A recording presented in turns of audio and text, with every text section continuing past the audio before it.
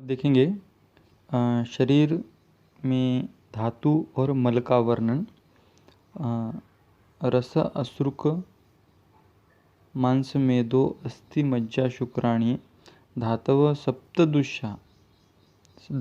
सप्तदुष्या मलाः शकृत मलाः मूत्र शकृत स्वेदयो अपि च।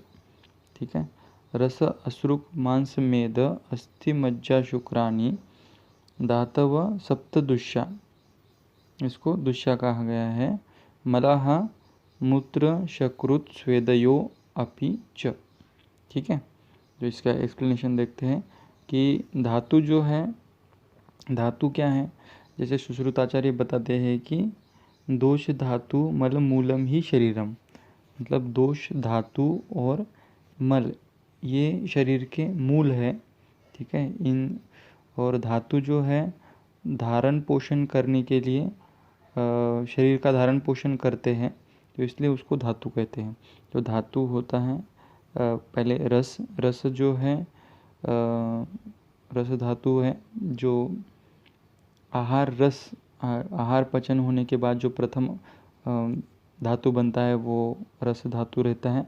बाद में रक्त, जिसको ब्लड कहेंगे, या उसको पर्यायी रूप से अश्रुक शब्द आया है। मांस धातु यानी मसल्स, मेद धातु यानी फैट टिश्यूज, अस्थि यानी बोन्स एंड कार्टिलेज, अस्थि धातु। और उसके बाद जो है मज्जा यानी बोन मैरो, शुक्र धातु यानी जो प्रजा उत्पत्ति में भाग लेने वाले जो धातु रहते हैं, सीमन या ओवम कहेंगे, मेल फीमेल्स जो फीमेल्स जो है रिप्रोडक्टिव गैमेट्स कहेंगे उनको। ठीक है। और मल में कौन कौन से मल रहते हैं, तो शकृत यानी पुरुष फीकल मटेरियल, स्वेद यानी स्वेट, और मूत्र यानी यूरिन। तो ये धातु और मल का हमने विवरण देख लिया। तो आगे जो बताया गया है वो सामान्य विशेष सिद्धांत है। सामान्य विशेष सिद्धांत आयुर्वेद का बहुत ज़्यादा इम्पोर्टेंट सिद्धांत है। उसके अनुसार हम आयुर्वेद में बहुत सारी ट्रीटमेंट्स करते हैं। और आइए देखते हैं उसके बारे में। वृद्धि ही समाने ही सर्वेषां विपरीते ही विपर्य है। मतलब क्या है, जो हमने क्वालिटीज़ देखी है धातु, दोष और मल की, ठीक है, तो उन क्वालिटीज़ के उन गुणों के समान गुण सेवन करने से उनकी वृद्धि होती है, समान गुण सेवन करने से उनकी वृद्धि होती है उन सब की, और उनके विपरीत गुण सेवन करने से उनका क्षय होता है। ठीक है। वृद्धि समाने सर्वेषां विपरीतै ही विपर्य है। ठीक है। आगे देखते हैं कि एग्जाम्पल के लिए यहाँ पे बताया गया dryness is the quality of vata. If the vata body type person exposes himself to the dry cold, मतलब जो ठंड के सीज़न में अगर वात प्रकृति पेशेंट जो है पर्सन जो है वो ठंडी हवा में, ठंडी एक्सपोजर, ठंडी इन्वायरमेंट में जाता है, तो डेफिनेटली उसका जो रुक्ष गुण है, जो हमने देखा था तत्र रुक्ष लघुश्रुतश्मुक्ष्मश्चलानिलय, तो जो रुक्ष गुण है वो बढ़ जाता है और ड्राई स्किन हो जाती है। मगर उसी पेशेंट को, उसी व्यक्ति को रुक्षता बढ़ने के बाद अगर ऑयलीनेस इज अपोजिट कैरेक्टरिस्टिक और opposite quality of the dryness, तो अगर उसको ऑयल एप्लीकेशन के लिए बताया दिया जाता है, then the dryness and related vata is decreased. ठीक है। तो रुक्ष के विपरीत जो गुण था वो स्निग्ध था। तो इस तरह से गुण की डिटेल डिस्क्रिप्शन जो है हम आगे देखेंगे। अब देखते हैं 6 टेस्ट। अब षड्रस के बारे में जानेंगे। रसाहा रस जो है स्वादु आम्ल लवण तिक्तो उष्ण कषायः कषायकः, ठीक है। षड्द्रव्यम आश्रितास्ते य च यथा पूर्वम बलावः। तो यहाँ पे 6 रस बताए गए हैं। स्वादु यानी मधुर रस यानी स्वीट, आम्ल रस यानी खट्टा, लवण यानी नमकीन साल्टी, तिक्त यानी बिटर कड़वा, और उष्ण बताया है पंजेंट को यानी कटु को, तीखा, और कषाय जो है वो एस्ट्रिंजेंट, ठीक है, कसेला। तो यहाँ पे बताया गया है यथा पूर्व बलावः। यथा पूर्व मतलब जो पहले बताया गया है वो सबसे ज़्यादा अधिक बलवान है।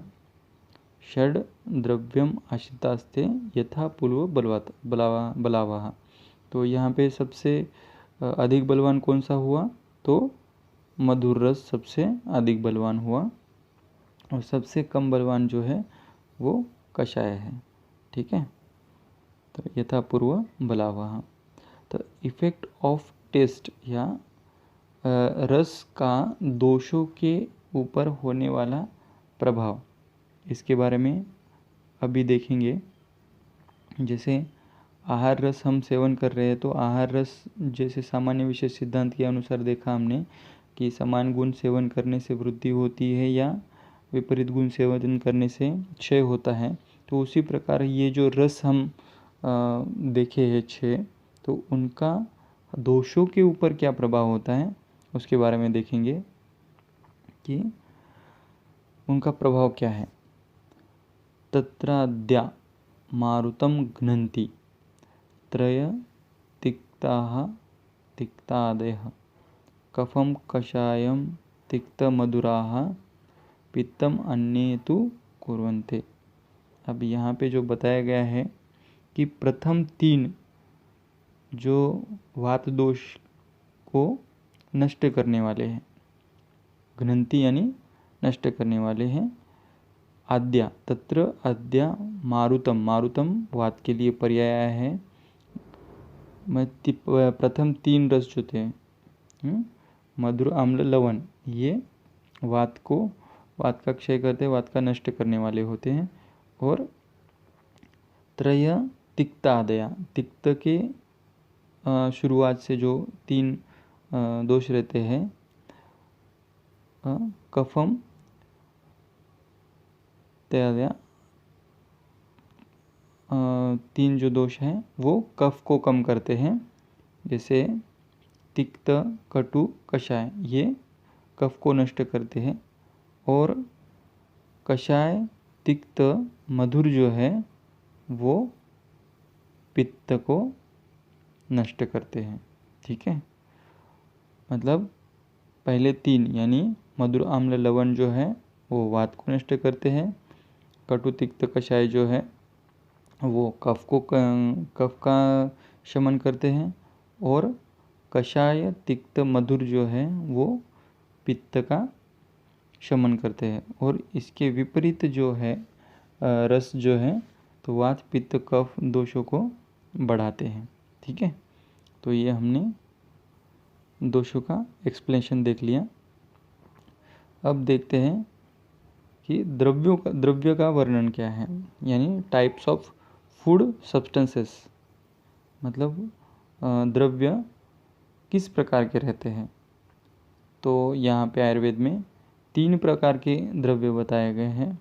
शमनम, कोपनम, स्वस्थिहितम द्रव्यमिति त्रिधा, यानी त्रिधा यानी 3 प्रकार के द्रव्य बताए गए हैं।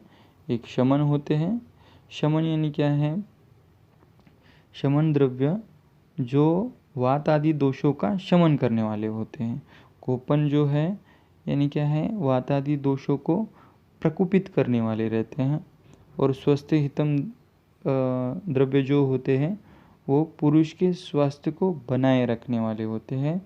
और जैसे ऋतुचर्या में या दिनचर्या में जो द्रव्य बताए जाते हैं सेवन करने के लिए, जो आस्थास्तिष्ठ यानी धातु हमारे शरीर को स्थिर बनाए रखते हैं, ठीक है, तो वो स्वस्थित। आगे देखते हैं। आगे यहाँ पे वीर्य के बारे में बताया गया है। तो द्रव्यों जो हमने पीछे द्रव्य देखे थे, शमनम कोपनम स्वस्थितम द्रव्य मित्रिधा, ठीक है, उन द्रव्यों के वीर्य क्या होते हैं, वीर्य का वर्णन बताया गया है। तो वीर्य जो है वो 2 प्रकार के बताए हैं। उष्ण शीत गुणो उत्कर्षा तत्र वीर्य द्विधा स्मृत। 2 प्रकार के हैं, उष्ण और शीत, ठीक है। तो उष्ण जो है, जो पदार्थ सेवन करने के बाद दाह उत्पन्न होता है, उष्णता उत्पन्न होती है, उसे उष्ण वीर्य कहा गया है। और जो पदार्थ सेवन करने के बाद ठंडक महसूस होती है या दाह शांत हो जाता है, उसको शीत द्रव्य कहते हैं, ठीक है, शीत वीर्य कहते हैं। तो यहाँ पे एग्जाम्पल के लिए देखते हैं तो पेपर यानी पिपली या मरीच, ठीक है, तो वो जो है वो दाह उत्पन्न करता है, जैसे आपने देखा होगा काली मिर्च जो रहती है। और दूध जो है वो शीत वीर्य का रहता है,